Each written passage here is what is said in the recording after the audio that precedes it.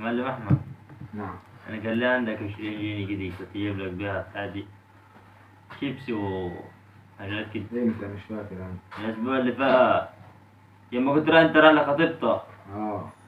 انت احمد بقى خد ما معاه 10 بفكرك بس. 10 ولا 10 تاني ده الاسبوع اللي فات عشان حاجه مزنوقه. احسن يا رجل، حلوه الزمن اللي احنا فيه دي. يا يوسف، ايه يا معلم عبد الله؟ كان ليه عندك 20 جنيه قديمة يا يوسف؟ خد ايه 10 ببرك 10. ماشي. مش عبد الله.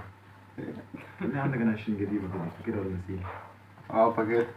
خد 10 وبارك 10. عندي 10 ولا 20 قديمه. فاكر ايه؟ ايوه فاكر ايه؟ انت كان ليك عندي 10 كنت عامل لك عندك الاسبوع اللي جاي. فاكر ايه؟ ماشي. معلم احمد، ايه بس؟ كان ليك عندي 10 جنيه. والله كده 50 ها؟ 60 كده تمام. ماشي. اتنين اخواتي اشقية ما نخافش من البشرية، قلبنا رمينه في تابوت والشغلة معانا ماضية. فيكم شايف نفسه يجي لينا ونكسر نفسه، قدامكم لسه كتير علشان ويانا